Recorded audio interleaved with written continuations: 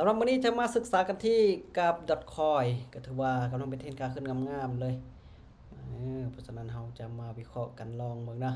ถ้าว่ามันเป็นเทรนด์ขาขึ้นงามๆแบบนี้โอกาสสร้างกำไรได้ก็ถือว่าจะมีถ้าว่ามันสวิงก็ถือว่าต้องได้ตั้งเป้า stop loss ไว้ให้ดีเนาะสำหรับผู้ที่จะเทรดก็ต้องยอมรับความเสี่ยงหรือว่าผู้ที่ยังยอมรับความเสี่ยงยังบ่ได้ก็ศึกษาเป็นบทเรียนไปก่อนมาออเดอร์นี้จะเริ่มต้นที่20เลยตั้งเป้ากำไรประมาณ50บวกนะ50บวกขึ้นไปสำหรับตัวนี้ก็ถือว่าเป็นเทรนขาขึ้นซื้อ1ออเดอร์จัดไป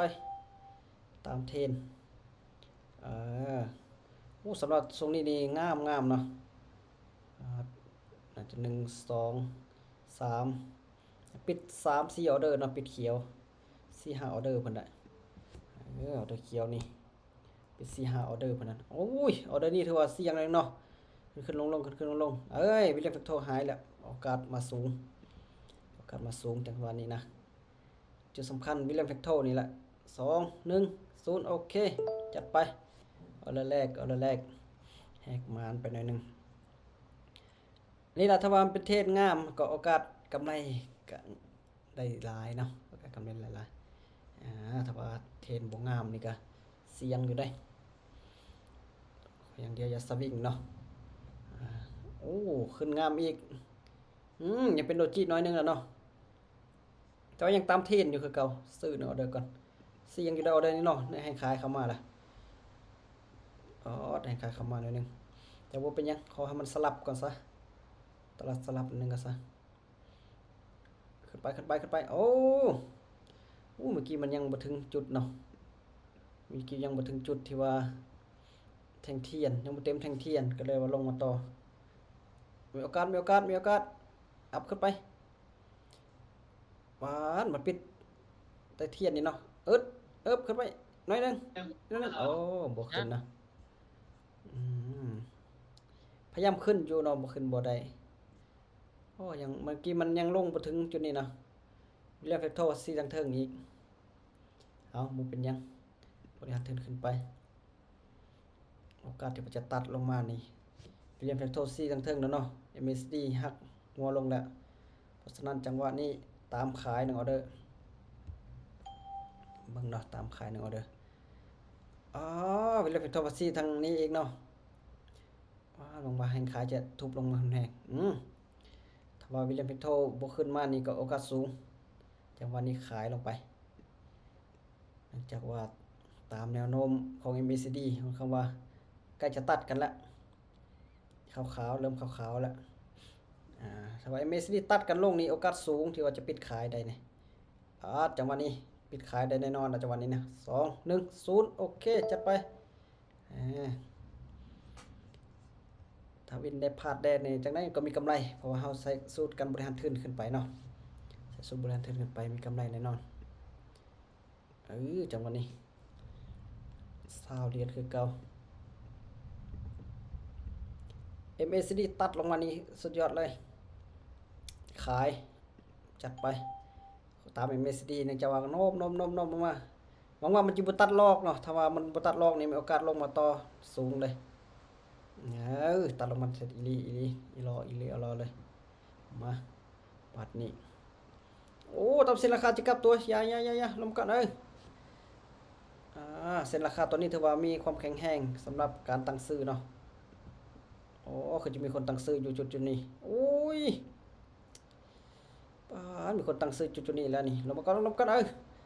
นิ่งไว้ลงมาก่อนเสมอสำเนาหน่อยเดียวน่าจะมีคนตั้งซื้ออยู่จุดนี้เนาะราคา20800นี่เทขายอีกแล้วถ้าแดงน้อยนี่บวกแล้วเนาะแดงน้อยนี่แต่ว่ามันเขียวน้อยเสมอบ่เป็นยังบ่ได้บ่เสียขายต่อตามแนวโน้มของตลาดบางทีเทรนขาขึ้นมาเทรนขาลงมาโอกาสที่จะปรับเทรนเนาะจะพักตัวซ้ำลงกันจังหวะนี้ตามแห่งขายลงมาเนาะสังเกต MACD ก็เข้าขนาดกันลงไปแบบนี้แล้ววิลเลียมแฟกโทก็ยังบ่ขึ้นมา ยังซีขึ้นทางเทิงอยู่ก็เลยตามขายเนาะอ๋อจังหวะนี้แห่งซื้อผักดันซะเนาะอัพลงมาโจดโจดลงมาบ่ได้เนาะโอ้บ่ได้ซ้ำบ่ได้บ่เป็นหยังบริหารถึงขึ้นไปต่อโอ้วิลเลียมโทซี่ทางนี้แล้วเนาะวิลเลียมโทซี่แล้วแค่เมสซี่อย่างขนาดขึ้นไปลงมาอยู่เนาะขนาดลงมาอยู่ปิดเต็มจังได้ป้าคือขึ้นลงเนาะแห่งซื้อแห่งขายขึ้นลงอยู่ขึ้นลงอยู่มาซื้อขึ้นไปลงบ่ได้นะซื้อขึ้นไปเอ้ยขึ้นไปต่อเจ้าว่ามันพยายามลงหลายครั้งแต่มันลงบ่ได้นะตามซื้อขึ้นไปเนาะสามเขียวก่อนต้องมาแล้วสามเขียวต้องมาแล้วโอ้ยเขียวแดงอยู่ส่วนนี้ลงมาแดงซ้ำอัพขึ้นไปโอ้จังหวะนี้นะวิลเลียมโทซี่ลงแล้วเนาะลงมาซ้ำวิลเลียมโทลงมาแล้วมาซ้ำเนาะ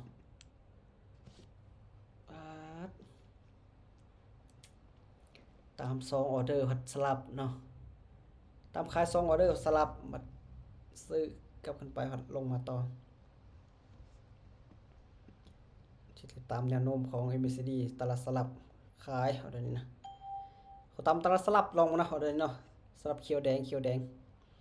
สลับเขียวแดงขายลงมาต่อ1ออเดอร์มาลงมานะทำตลาดสลับเอาเดี๋ยวนี้นะเนื่องจากว่าเป็นเทรนแล้วมันจะสลับก่อนแล้วมันจะขึ้นไปต่อเอาลงมาอะไรขึ้นไปอีกซ้ำจงไปใส่ไปลงมาก่อนบ่ลงซ้ำจังกันบ่ลงซ้ำเนาะจังหวะนี้มันจังไดวะตามสลับก็บ่ลงตามขาลงก็บ่ขึ้นบ่ลงอีกเนาะน่ะโอกาสสิหายอีกละมาถ้าเราบ่พลาดเกินสิหาเอาเด้อก็จะมีกำไรขายต่อมาเสียงลงมา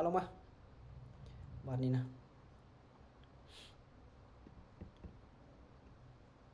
ว้าจะขึ้นไปสลับซ้ำเอ้ยมันจงไปใส่ไปก็เลยตามขายลงมาต่อเขียวแดงอีกแล้วบ่ได้ตีลงมาหลุดโซนละถ้าหลุดโซนจังหวะนี้ก็จะมีโอกาสอยู่โอ้นี่ไว้นี่มาก่อนออเดอร์ที่3แล้วได้ออเดอร์ที่3แล้วได้จังหวะนี้นะออเดอร์ที่3ละ2 1 0โอเคจัดไปจัดไปงามๆเลยนี่วิลเลียมพิโตซี่เทิงแล้วเนาะทบลงมาเลยกลับมาจนได้ออเดอร์ที่3ออเดอร์ที่4เราจะดูว่าออเดอร์ที่3ที่4โอ้วินออเดอร์ที่4เนาะ3ออเดอร์วินออเดอร์ที่4ออเดอร์นี้ขอผ่านไป1ออเดอร์ก่อนมันก็ทุบลงนะว่าจะลงมาต่ออีกจังว่า3ออเดอร์นี่มันมีความเสี่ยงอยู่นะ3ออเดอร์มันมีความเสี่ยงที่จะพักตัวนะแต่ว่าเข้าไปนี่มันจะต้องตามเทคนิคมันจะต้องตามขายเนาะโอ้ลงมาดีซ้ำเลยปาดลงมาดีซ้ำเฮ้ยขึ้นไปซ้ำพักตัวอีหลีเนาะอ๋อเนี่ยพักตัวแท้ๆเนี่ยทั้งที่ลงมาแล้วยังพักตัวเสยเนาะมาก็ถือว่าบ่เป็นหยังเอาบ่ได้ออกออเดอร์เนาะออเดอร์นี้แหละคือขึ้น2เขียวแล้วลง2เขียวแล้วลงเนาะลองตามอีก1ครั้งเบิ่ง2เขียวแล้วลง2เขียวแล้วลงนี่มันบ่เคยเคสนี้มันบ่เคยมี3เขียวเนาะมาขาย2เขียวแล้วลง2เขียวแล้วลงบางมันจะเป็นคือเก่าเลยมันจะขึ้น3เขียวบ่ได้ติตามสเต็ปเก่ากันนะ1 2ลง1 2ลงมาตามสเต็ปเก่าMACD ก็ยังขนานกันลงอยู่นะลงมาเอ้ยลงมาแล้วยังจะขึ้นไปอีก ลงมาได้ก๊อปปี้ตลาดเก่าเนาะนี่นะนี่แหละตลาดก๊อปปี้12ลง12ลงนี่ก็12ลงคือเก่า210โอเคจัดไปนะจัดไปแบบงามๆเลยตลาดมันก็ก๊อปปี้เก่าเลยเนาะก็ถือว่าโอกาสที่ว่ามันจะก๊อปปี้ก็มีอยู่เด้เทรนขาลงมาวันนี้เคยมี3แดงอยู่เด้1 2 3 1 2 3มาเขาจังหวะนี้เขาตามเทคนิค MACD ก่อนขายตามเทคนิค MACD ลงเลยเนื่องจากยังขนาดกำลังงามอยู่โอ้วิลเลียมฟิกโทซี่คักๆเลยเนาะบางว่ามันจิกบวกกับตัวบลอกกันเลยลงมาเขียวแดงโอ้ยขึ้นดิดลงอยู่ปาดลงมาได้แล้วจะขึ้นไปอีกบ่ได้ติบ่ลงมาก่อนทบลงมาจนได้ขึ้นบ่ได้แล้วบัดนี้นะลงก่อนลงมาเว้นก่อนโอเคยังจะขึ้นไปอีกนะบ่ได้ติบ่เนาะเอ้ยลงมางามๆเลยจะขึ้นไปอีกมาใกล้จะตามเป้าหมายละใกล้จะตามเป้าหมายแล้วจังหวะนี้นะขึ้น2เนาะจังหวะนี้ก็หรือว่ามันจะก๊อปปี้เก่าบ่จักนี่2เขียวขอซื้อเนาะเด้อกันบางคำก็ก๊อปปี้ตลาดเก่าเด้นี่1 2 2เขียว2เขียวแล้วก็จังลงมาต่อนะก๊อปปี้ตลาดเก่านี่มีกำไรตามเป้าหมายแน่นอนขึ้นไปโอ้บ่อยู่บ่ก๊อปปี้ขึ้นไปก่อนเขียวแดงหวังว่าเอาขึ้นไปแล้วยังจะลงไปกบแน่นอนก๊อปปี้ตลาดแน่นอนอ้าวลงมายาวสะบัดนี่ขึ้นไปบ่ได้โอ้ยทั้งที่มันขึ้นไปแล้วยังลงมาอีกนี่จังหวะนี้นี่ขึ้นไปแล้วยังลงมาอีกเนาะแล้วสู้เทนขาลงบ่ได้เนาะเทนขาลงนี่มันโหดร้ายเกินเพราะมันเคยก๊อปปี้หลายครั้งนะเรียกว่าตามตลาดก๊อปปี้จังหวะนี้ตามขาลงก่อนขายจังหวะตามขาลงขาย40มาจิลงงามๆเนาะลงมาบ้าจะขึ้นไปซ้ำบ่ได้ติบ่น่าตามขาลงงามๆจะขึ้นไปบ่ได้ติลงมาแดงนะก็แดงป้าเห็นขายก็พยายามทุบลงบ่ได้ทุบลงมาทุบลงจังหวะนี้เทศขาลงมาได้บ่ได้สำเนาะอ๋อขาลงงามตามบ่ลงจังหวะนี้สำตามแล้วบ่ลงสำเนาะ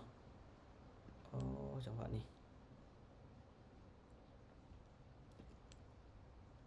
พยายามจะลงเดี๋ยวลงบ่ได้สุดๆมันก็ขึ้น2หั่นแหละไปขายต่อโอ้ยอย่าฟ้าลงลงมาวันนี้ลงมาลงมาต่อถ้ามันปิดเขียวนี่โอกาสลงสูงเพราะว่ามันจังหวะ2เขียวลงต่อ2เขียวลงต่อหลายครั้งแน่นอนเอาเรื่องนี้แน่นอนตามเทรนขาลงเลยมีกำไรตามเป้าหมายได้ไหมเนาะตามเป้าหมายเลยก็จะได้พักกันเลยลงมาอย่างสวยงามหมดเลยนี่นะจัดไปเป็นโอเคจัดไปอย่างสวยงามจากปาดเลยเนาะมีโอกาสบวกไปต่อ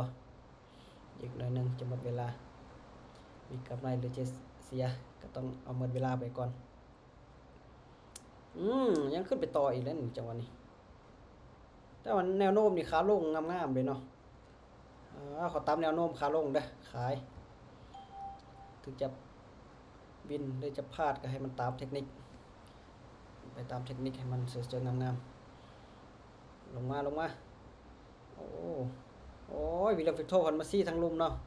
แสดงว่าแฮงซื่อนี่ก็ผลักดันอยู่ลงมายังขึ้นไปอีก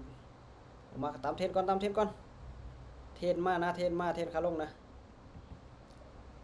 จิกลับตัวจองบ้านนี่เนาะเปิดดิโอ้ยกลับตัวสำตัวกันเลยกลับตัวสำจังหวะนี้ปัดจังหวะนี้กลับตัวสำโอ้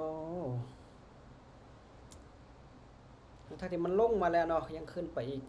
จังหวะกลับตัวมีการสลับเนาะป้าสามเขียวแล้ววันนี้เนาะป้ายังไม่ซีพยายามจะตัดอยู่เลยนี่ย่อนิดนึงซื้อขึ้นไปตามซื้อขึ้นไปขาขึ้นมางามๆสีเขียวออกมาแล้วนะสีเขียวก่อนสีเขียวมาจากบ้านได้รถสีเขียวเมซีตัดแล้วแหละตัดขึ้นขึ้นไปเลยวันนี้จวดขึ้นไปอย่าลงนะสามเขียวจะลงมาแดงจังหวะจังสี่เนาะสามละพักเนาะมักเป็นตลอดเลยเนาะสามแท่งละพักนี่ยอมอยู่3แท่งละพักในออเดอร์ทั้งที่MACD ก็ตัดขึ้นไปแล้ววิลเลียมฟิทโทก็ซี่ลงเนาะแต่ว่าบ่ขึ้นเนาะมาจังหวะนี้ขอซื้อ1ออเดอร์อีกจัดไปMACD เขียวละจัดไปยา3เลยยา3เลยยา3แดงนะยา3แดงเลย3เขียว3แดงบ่เอามันจะลงมาที่2แล้วก็ขึ้นไปนะอย่าจากสั้นขึ้นไปงามๆขึ้นไปแล้วยังลงมาอีกขึ้นไปก่อนแห้งซื้อขยับเข้ามาแล้วนะจะลงมา3แดงเซยขึ้นไปวินโอเคเกือบเสร็จละนะกำไร58เหรียญแล้วเนาะ58เหรียญละแต่ก็ใส่สูตรบริหารทุนขึ้นไปเติบเนาะตามเป้าโอ้แต่ก็พลาดหลายเลยเนาะพลาดวินอยู่นี่ก็วิน3ออเดอร์ติดเนาะแล้วก็พลาด2ออเดอร์วินแล้วก็พลาด2แล้วก็วินตามเป้าพลาดสูงสุดก็3ออเดอร์อยู่นี่เนาะถือว่ามีกำไรตามเป้าหมาย58เหรียญเป้าหมาย50เลยโอเคตอนนี้ฝนก็ตกแห้งเนาะ